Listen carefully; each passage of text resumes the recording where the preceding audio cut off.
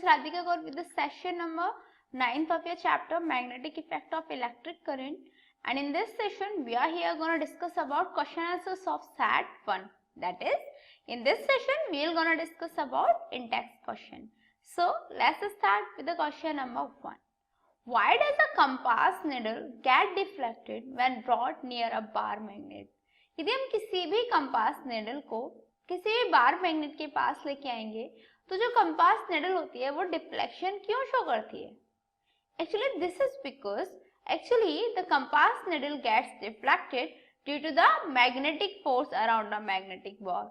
Simply जो bar magnet है उसके अराउंड क्या होता है, मैग्नेटिक फोर्स प्रेजेंट रहती है और मैग्नेटिक फोर्स की वजह से जो कंपास नेडल है वो डिफ्लेक्ट हो जाएगी. Clear? That the compass needle gets deflected due to the magnetic force around the bar magnet. The next question is, why do not two magnetic lines of force intersect each other? दो magnetic line of force हैं तो वो एक दूसरे को intersect क्यों नहीं करती? Actually it is because if two field lines cross each other, it would mean that a compass needle points towards two directions at the point of intersection, which is not possible. Simply इसका meaning क्या है? ये इसलिए होता है क्योंकि यदि दो कोई भी फील्ड लाइन एक दूसरे को क्रॉस करेंगी तो इसका मीनिंग ये होगा कि जो कंपास निडल है वो दो डायरेक्शन में पॉइंट करेगी. क्लियर? दो डायरेक्शन में पॉइंट आउट करेगी, बट ऐसा पॉसिबल नहीं है. दैट इज द रीजन जो दो लाइन है वो कभी एक दूसरे को इंटरसेक्ट नहीं कर सकते. Clear? Because if two lines और we can say two field lines cross each other, it would mean that a compass needle points towards two directions at the point of intersection, which is not possible. The next question is, consider a circular loop of wire lying in a plane of table. Clear? Let the current pass through the loop clockwise. Apply the right hand rule to find out the direction of the magnetic field inside and outside the loop. Simply आपको एक कोई circular loop consider करनी है wire की जो किसी table के plane पे रखी हुई है. Clear? Let the current pass through the loop clockwise. That is जो लूप है उसके थ्रू जो करंट फ्लो हो रहा है वो क्लॉकवाइज डायरेक्शन में हो रहा है. Apply the right hand rule. आपको क्या करना है? राइट हैंड रूल का अप्लाई करना है और ये फाइंड आउट करना है कि जो मैग्नेटिक फील्ड है इनसाइड और आउटसाइड द लूप वो किस डायरेक्शन में होगा. So applying right hand rule, the magnetic field inside the loop is in vertical or downward direction, and outside the loop it is in vertically upward direction. आप simply experiment perform करके रख सकते हैं. आप अपना right hand लीजिए, अपनी तीनों जो फिंगर्स हैं उनको स्ट्रेच कीजिए. मैंने आप बताया था जो राइट हैंड रूल है वो कैसे वर्क करता है, और जब भी आप देखेंगे तो आपको पता चल जाएगा कि जो इनसाइड द लूप जो मैग्नेटिक फील्ड है वो वर्टिकली डाउनवर्ड डायरेक्शन में होगा और आउटसाइड द लूप जो मैग्नेटिक फील्ड है वो वर्टिकली अपवर्ड डायरेक्शन में होगा. Is that clear? Your next question is, choose the correct option. आपको एक करेक्ट ऑप्शन चूज करना है. The magnetic field inside a long straight solenoid carrying conductor is 0, decreases as we move towards its ends, increases as we move towards its ends, और we can say is the same at all the point. आपको ये बताना है कि जो कोई भी straight solenoid है जो करंट कैरी करती है उसके इनसाइड जो मैग्नेटिक फील्ड होगा वो कैसा होगा. 0 होगा या डिक्रीज करेगा जैसे जैसे हम एंड्स की तरफ मूव करेंगे, या फिर इंक्रीज करेगा जैसे जैसे हम एंड्स की तरफ मूव करेंगे, या सेम होगा हर पॉइंट पे. So your answer is D. Yes, जो मैग्नेटिक फील्ड होता है किसी भी long straight solenoid current carrying, I mean to say कोई भी सोलेनॉइड जो करंट कैरी कर रही है उसके अंदर जो मैग्नेटिक फील्ड होता है उसके इनसाइड जो मैग्नेटिक फील्ड होता है is same at all the points. Is that clear? So your correct answer is answer D. Your next question is, which of the following property of a proton can change while it moves freely in a magnetic field? कौन सी ऐसी property है proton की जो change हो सकती है जब कोई भी प्रोटॉन फ्रीली मैग्नेटिक फील्ड में मूव करता है? So that is momentum. जो मोमेंटम है वो चेंज हो सकता है.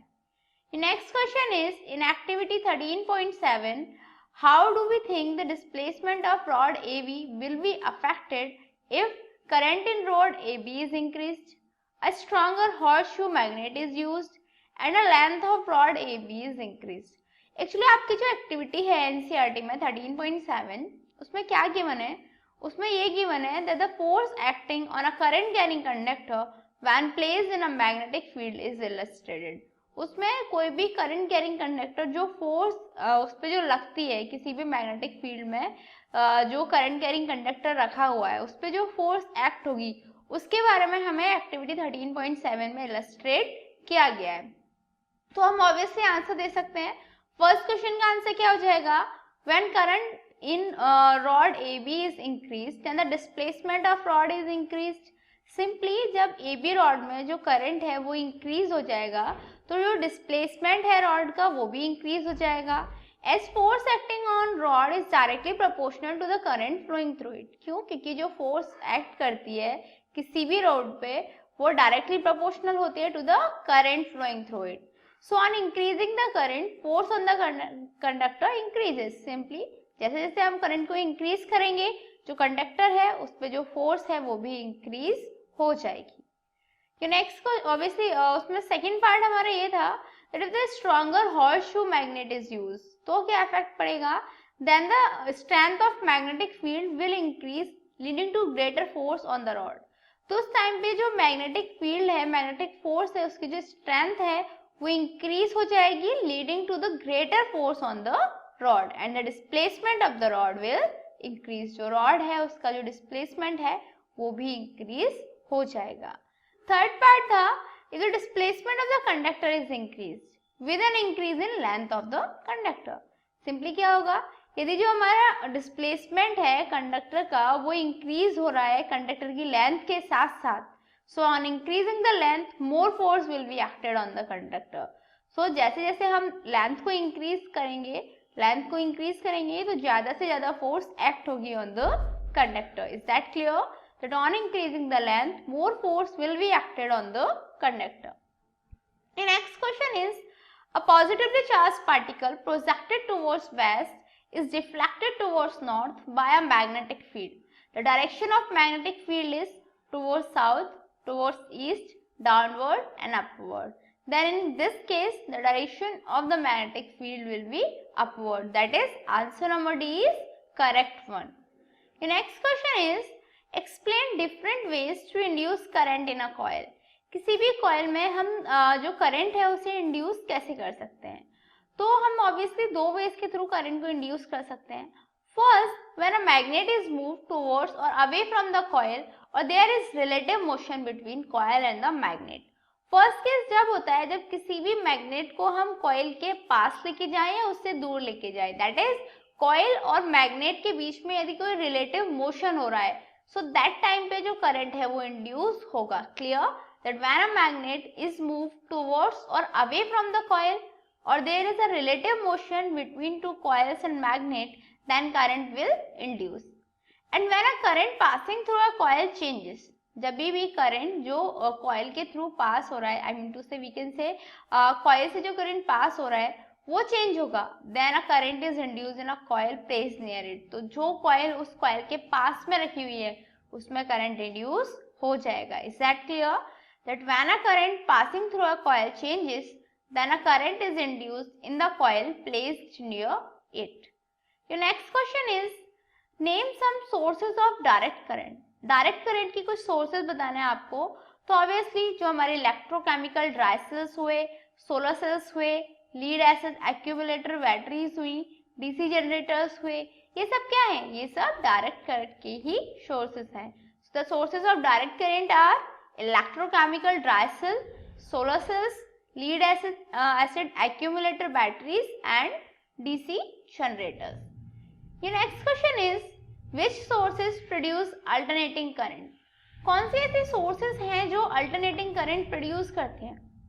So some sources that produce alternating current are AC generator, thermal power station, car alternators, etc. AC current produce करने वाले जो सोर्सेज हैं वो उनमें क्या आते हैं, एक तो AC जनरेटर्स होते हैं, उनसे AC करंट का प्रोडक्शन होता है, थर्मल पावर प्लांट से एंड कार अल्टरनेटर्स से भी AC करंट का प्रोडक्शन हो जाता है। Is that clear? Next question is, A rectangular coil of copper wire is rotated in a magnetic field. ये कोई भी रेक्टेंगुलर कॉइल है कॉपर वायर की, वो एक मैग्नेटिक फील्ड में रोटेट की जाती है।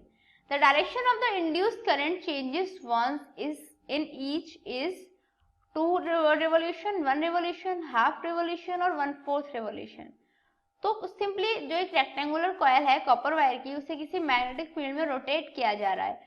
तो जो इंड्यूस करंट की जो डायरेक्शन होगी वो कैसे चेंज करेगी? 2 रेवोल्यूशन चेंज करेगी या 1 रेवोल्यूशन चेंज करेगी, हाफ रेवोल्यूशन चेंज करेगी या 1/4 रेवोल्यूशन चेंज करेगी? Obviously that will changes once in each half rotation. हर एक हाफ रोटेशन में वो एक बार चेंज होती रहेगी. जैसे हमने स्टडी किया था इन इलेक्ट्रिक मोटर. क्लियर? तो वहां पे भी क्या होता था, वहां पे भी एक रेक्टेंगुलर कॉइल थी, कॉपर वायर टर्न्स की थी, मैग्नेटिक फील्ड में रोटेट होती थी और वो हाफ रोटेशन में, हर बार एक हाफ रोटेशन में I mean to say rotate होती थी. Clear? Your next question is name 2 safety measures commonly used in electric circuit and appliances. कोई ऐसे 2 इंपॉर्टेंट और we can say safety measures आपको बताने हैं जो नॉर्मली इलेक्ट्रिक सर्किट और एप्लायंसेस में यूज होते हैं. So the first one is electric fuse. Electric fuse use होता है, miniature circuit यूज होता है, miniature circuit bracket that is MCB. So जो electric fuse है, MCB है, ये 2 ऐसे safety measures हैं जो commonly electric appliances and electric circuits में यूज होते हैं. Is that clear? That electric fuse and miniature circuit breaker that is MCB are 2 safety measures commonly used in electric circuits. Your next question is an electric oven of 2 kW power rating is operated in a domestic electric circuit to 20 volt that has a current rating of 5 ampere. What result do you expect? Explain. Actually आपको given है, यहाँ पे आपको power given है और आपको voltage given है. ठीक है, और उसके साथ साथ आपको करंट रेटिंग गिवन है. दैट इज आपको गिवन है I is equals to P upon V that will be is equals to 2000 upon 220 that will be greater than 5. Since current drawn by oven is greater than the rated value of the current, it will lead to the heating of the circuit and lead to overloading and even short circuit. अब जो current drawn किया जा रहा है oven के through वो ज्यादा है करंट की वैल्यू से. जब करंट की वैल्यू से ज्यादा है तो ऑब्वियसली जो सर्किट है वो हीट हो जाएगा. सर्किट हीट हो जाएगा तो ओवरलोडिंग होगी. ओवरलोडिंग होगी तो इसका मीनिंग क्या होगा? शॉर्ट सर्किट होने के चांसेस रहेंगे. Is that clear to you? So the thing is your next question is what precautions should be taken to avoid the overloading of domestic electric circuit. किसी भी डोमेस्टिक इलेक्ट्रिक सर्किट में जो overloading होती है उसे avoid करने के लिए कौन से प्रिकॉशंस हैं जो लेने चाहिए? So the circuit should be of proper current rating and appliances should be accordingly connected.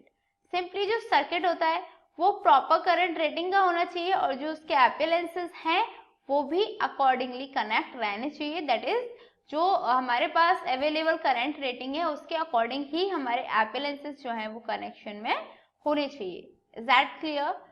Also wire should be checked from time to time and those wires whose insulation is worn should be immediately replaced. Simply जो wires है उन्हें time to time check करते रहना है और वो wires जिनके जो इंसुलेशन है वो वर्न हो गया है, दैट इज जिनका जो इंसुलेशन है वो प्रॉपर नहीं है, जो वो कहीं से खराब हो रहा है, डैमेज हो रहा है, तो उन वायर्स को इमीडिएटली रिप्लेस कर देना चाहिए. Connection of too many appliances and single socket must be avoided.